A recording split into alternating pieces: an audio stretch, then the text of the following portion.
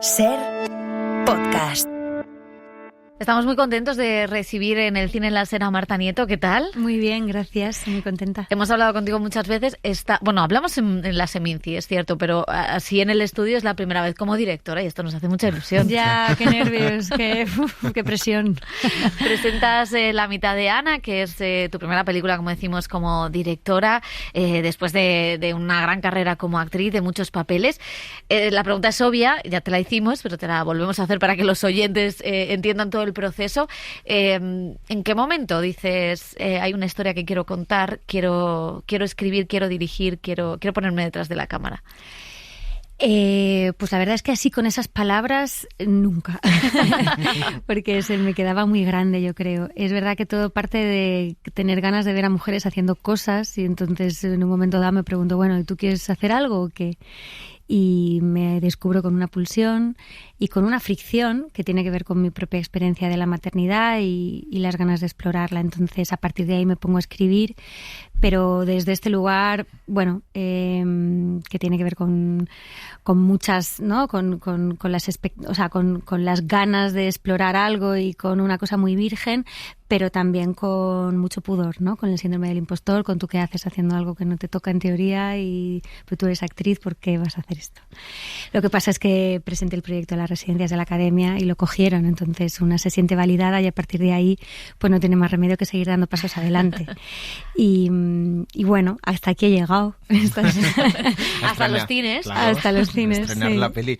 Y hemos hablado contigo en otras ocasiones de esa pulsión, de esas ganas de lanzarte, de atreverte, ¿no? De decir, lo puedo hacer, quiero hacerlo, quiero intentarlo al menos. Pero ese vértigo se trabaja, nunca se acaba de ir. ¿O cómo convives tú, has convivido con ese vértigo? Pues a mí me da la sensación de que, como todas las cosas grandes, se hacen poquito a poquito. Grandes en el sentido de gestionar muchas cosas, ¿no? Un guión pues es una cosa muy compleja, que hay que entender desde muchos ángulos. Un trabajo en equipo, ¿no? Hacer una película tiene que ver con mucha gente, no solo con tu idea, sino con lo que la gente aporta a esa idea y gestión de los talentos. Y todo eso yo creo que lo he podido hacer porque me lo he tomado muy a pequeñas dosis, ¿no? Aquí y ahora. Primero escribir el guión, luego darme cuenta que para contar la peli de la mejor manera posible necesitaba una aliada, entonces aparece Beatriz Herzog, escribimos una primera versión de guión que se lee María Zamora y entra en el proyecto, ella me propone dirigir y de repente pienso que tiene sentido y hacemos un corto. O sea, ha sido todo como a escala pequeña, porque a mí me parece que de la otra manera se me hubiera hecho bola y me hubiera dado mucho susto y son palabras muy grandes, ¿no? Ahora que está, claro, ya el trabajo hecho, pues las frases que resumen estos 5 años, parece que no es nada excepcional. Me da la sensación de que todo tiene que ver con el poco a poco y el buscar aliados que sepan más que tú en todas las partes del proceso. Y mencionabas esos aliados, esas aliadas. Hay una productora, hay una co-guionista. Claro, también es la importancia, decías, que también tenía que ver el que tú dirigieras, el querer que las mujeres hicieran cosas. También está eso detrás, ¿no? Esa hermandad femenina para sacar cosas, proyectos adelante en una industria donde todavía cuesta un poquito estas cosas.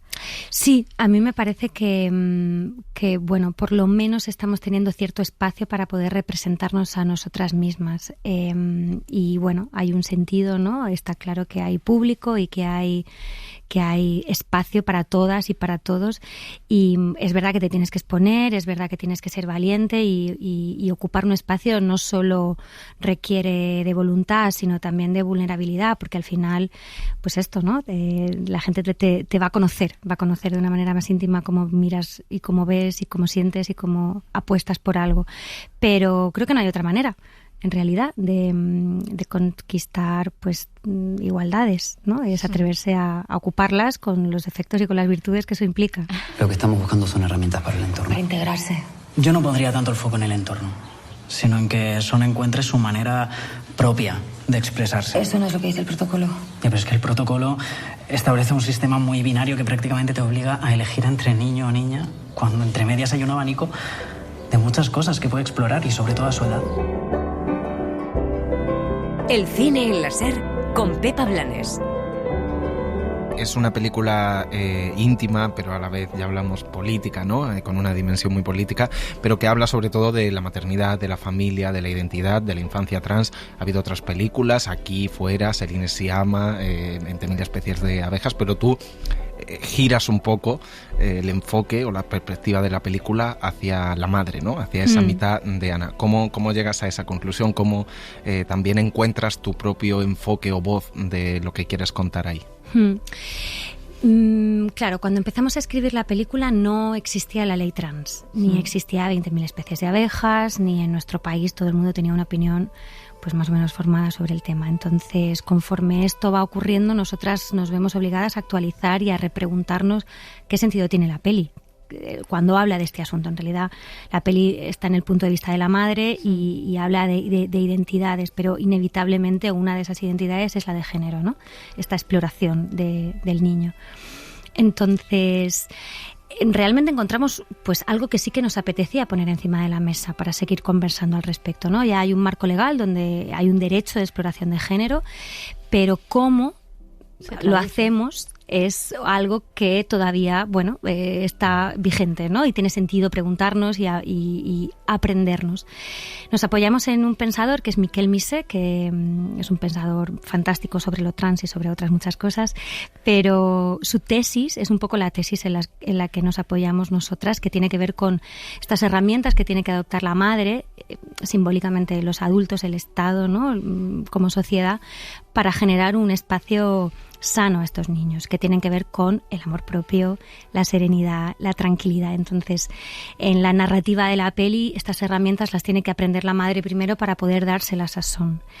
Y nos parecía interesante, ¿no? Hablar de, después de toda la polarización que ha generado el tema y de toda, pues esto, el histrionismo y las dudas y el miedo que aparentemente genera, normalizarlo. Ya está la ley, ya está la pedagogía hecha, ahora vamos a gestionarlo desde otro lugar, que es la tranquilidad.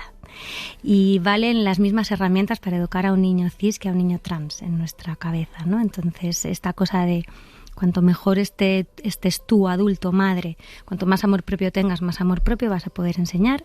Cuanto más tranquilidad y serenidad tengas para enfrentar las vaivenes de la vida, porque la vida está llena de vaivenes, pues mejor vas a poder contar esto al niño, porque la experiencia de la exploración forma parte de la infancia, en cualquier ámbito, no solo en el género. Entonces, no podemos tratarlo como algo extraño, es algo que forma parte del proceso de búsqueda de una y de uno y de une. Entonces, bueno, pues ahí, ¿no? Ahí estamos. Y es muy interesante poner que el conflicto nunca esté en el niño, ¿no? Ni la niña, sino que los conflictos estén en los adultos, que somos los que hemos generado bueno, pues la sociedad binaria realmente, ¿no? Claro, eso es trasladar el discurso al que puede ayudar a cambiarlo.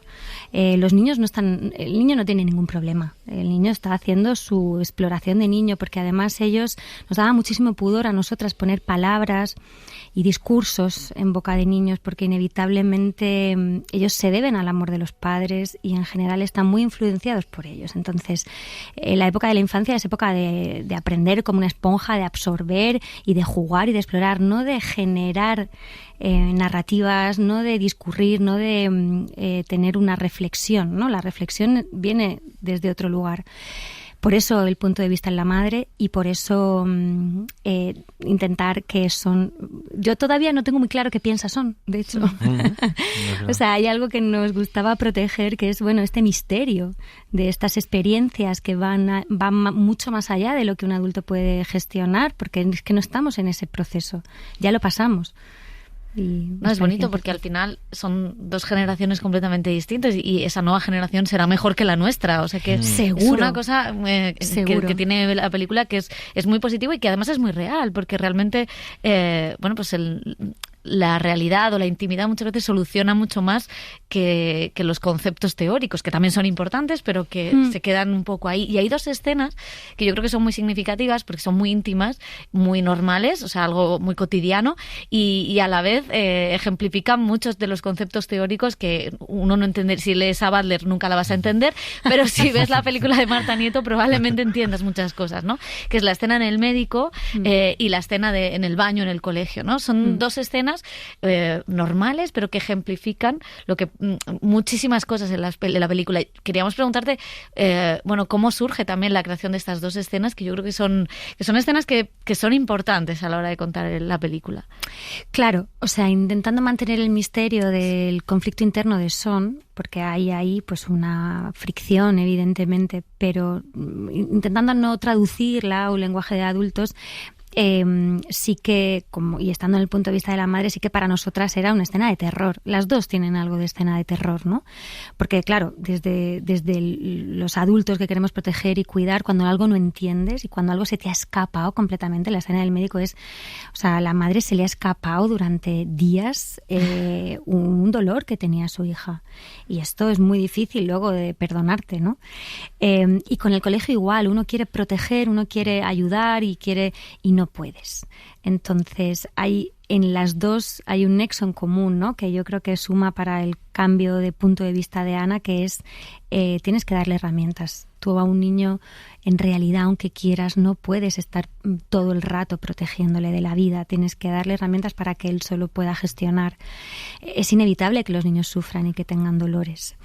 Lo que puedes es ayudarles a tener herramientas para que los gestionen lo antes posible y pasen a otra fase. Entonces, bueno, en eso está un poco basada. Y también hablábamos ahora la forma de contar la historia, de aterrizarla, ¿no? De ponerle piel.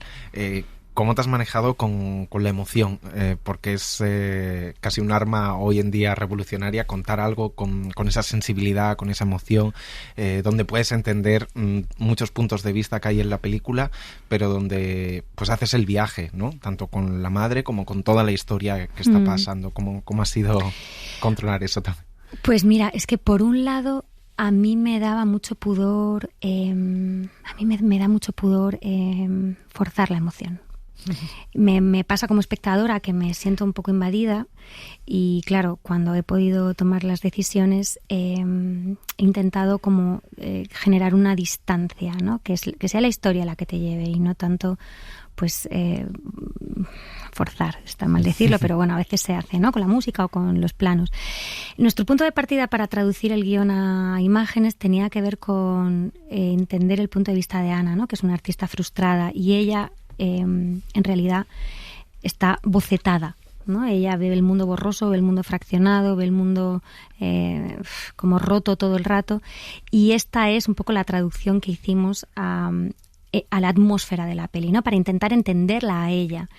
Esto genera mucha distancia en un lugar, y durante todo el montaje fue un tema, porque a mí no me gustaba mostrar demasiado, pero claro, tienes que dar algo para que la gente se agarre y queriendo porque claro, los conceptos no dejan de ser conceptos, ¿no? Tú planteas la película como un boceto y que va poco a poco poniéndose nítido cuando el personaje va entrando en su centro, pero la realidad es que necesitas pues que el espectador tenga un nexo donde anclarse para poder entender qué está pasando.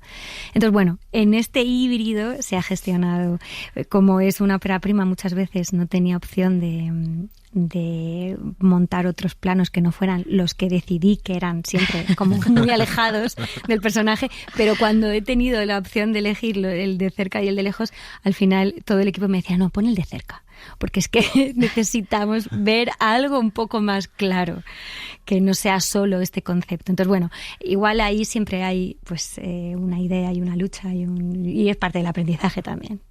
Claro, hablas de aprendizaje y hablas de ese personaje de la madre, ¿no? Que está en un momento en que no sabe si ir para adelante, para atrás o para dónde, y realmente no sé si tiene algo de meta también en cuanto a que tú también empiezas un trabajo nuevo, que es el de directora. Tú siempre has dicho que hablas desde la duda o que trabajas desde la duda, que es un lugar bonito para empezar y para continuar.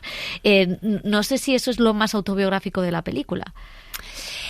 A ver, desde donde empieza Ana la peli, que es este lugar precario, donde tiene que gestionar la conciliación con un trabajo que no le gusta especialmente y llena de obligaciones y de deberes para encajar en estos roles que tenemos las mujeres que son imposibles de alcanzar, esa Ana tiene algo de alguna Marta, ¿no? O sea, hay un punto de partida ahí que sí que es común. Para mí la maternidad fue un shock, ¿no? De cosas preciosas y de cosas muy intensas también y muy duras. Entonces, luego todo el proceso de ella, o sea, hay algo de esta cosa de cambiar el punto de vista, que al final es un poco la tesis más abstracta de la peli, pero que forma parte de la estructura fundamental. Que tiene que ver conmigo, ¿no? Yo he cambiado el punto de vista, igual que Ana lo cambia y vuelve a darse cuenta de qué es lo que le hace feliz. Bueno, pues yo, asumiendo otras responsabilidades, como es dirigir, como es escribir, de repente me reconozco pues con otras habilidades que me hacen feliz también. Yo entiendo el trabajo del audiovisual desde la interpretación, desde las emociones y todo, pero es verdad que de repente se abre un abanico de posibilidades que Ana también abre en la película gracias a poder, ¿sabes?, a la crisis que le provoca Son. Pues la crisis de la peli para mí también ha sido algo así. ¿Y en qué momento se cruza el Museo Reina Sofía o tú te cruzas con él, la pintura, encuadra todo en el guión, ¿no?, en tu cabeza, decir, vigilante de museo, aquí hay esta obra, esto me permite también hacer una alegoría de lo que quiero contar? Pues mira, queríamos que fuera un artista que estuviera en contacto con el arte, ¿no? Porque esto, claro, es muy doloroso. Yo tengo pues compañeras o amigas que estudiaron interpretación conmigo y que luego han estudiado una oposición para dar clases. Esto depende de la personalidad, pero a mí me parece una cosa muy, muy dolorosa, ¿no?, en un lugar. Entonces ahí estaba ella, en esta situación. Y buscábamos un cuadro que pudiera representar de manera física su punto de vista y la variación de este punto de vista. Entonces, justo es que es muy curioso porque tuvimos una asesora fantástica de arte que es Blanca Torres, que es la directora de Marisol, del documental que está nominado y que es un documental maravilloso, ella es increíble. Y en un momento dado tuvimos una asesoría con ella muy larga y le preguntábamos qué obra, y ella fue la que nos trajo Un mundo de ángeles santos, junto con un compañero suyo, Joaquín, y de repente cayó por su propio peso. Es una obra inmensa que lo contiene todo porque es un mundo en sí mismo, ¿no?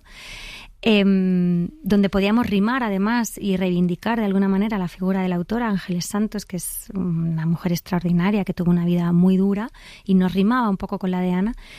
Y luego además esto, ¿no? Podíamos ver de manera muy concreta dónde se estaba fijando ella y qué le estaba resonando, porque esto pasa, ¿no? En la vida hay un montón de información y tú normalmente miras eso que te refrenda tu dolor, normalmente, o tu alegría, pero vamos, generalmente lo malo. Y ahí estaba. Y eres también protagonista de la película. No sé si esto te ha cambiado tu posición como directora, dirigir a otros actores, el poner el foco en otras cosas dentro del audiovisual. ¿Te ha cambiado también como actriz? Pues seguramente. Es verdad que valoro, ¿sabes lo que más me ha sorprendido? La cantidad de horas que hay que echar. Que ya las sabes, ¿no? Las sabes, pero nunca las sabes porque del todo, porque hasta que no las haces es que hay muchísimo trabajo en la pre, pero muchísimo trabajo en la post. Entonces el set, que para mí es un lugar muy lúdico y donde me encuentro muy cómoda, me ha parecido un juego comparado, siendo esta dualidad que, en fin, ha sido muy dura también, ¿no? Actuar y dirigir, esto no es algo que se deba hacer, creo yo, pero bueno, ahí acabé. Hay que hacerlo. Fue el mal menor, no, yo qué sé, ahí acabé. El caso es que en realidad el resto del tiempo es mucho más importante porque define pues esto, las optimizaciones del tiempo que vas a usar en el set y qué haces luego con eso. Entonces, bueno, tengo muchísimo más respeto, ya lo tenía, pero ahora tengo muchísimo más respeto por las directoras y los directores. Y para ir terminando, vienes de montajes teatrales has estado de gira, ¿no? Y sigues girando, no sé si habéis acabado... Justo hemos acabado en diciembre. Habéis acabado ya de trabajar en diferentes películas con directores muy diferentes, desde Chavarri, de las últimas que te hemos visto. No sé si también, por cerrar el círculo, te sientes artista en búsqueda, abierta a todo lo que llega a experimentar, a trabajar con nuevos talentos, con veteranos. ¿Cómo te sientes? Sí, ¿no? Yo creo que Sí, forma parte claro, de... O sea, claro, yo entiendo o sea, ahora yo me siento muy, muy privilegiada, ¿no? Porque asumir retos y desafíos forma parte de lo que yo quiero hacer. O sea, ya sabes hacer cosas, ¿no? Y todos esto, ¿no? Sabemos mucho más de lo que creemos que sabemos, ¿no? Y haber hecho una peli pues ha puesto en juego un montón de cosas que estaban latentes ahí, que de repente, pues oye, sí que puedes, sí que tienes las herramientas. Pero si no lo hubiera hecho, no lo hubiera sabido, ¿no? Entonces, el sueño es ese, poder seguir poniendo en juego cosas que todavía no sé que existen, pero que ahí están, porque la vida todo el rato te hace aprender, ¿no? Y tener aprender dinámicas y tener herramientas que a veces pues no son las primeras que usas, pero están ahí. Pues Marta Nieto, un placer tenerte y haber visto la mitad de Ana y que vaya muy bien. Muchas gracias. Un gusto.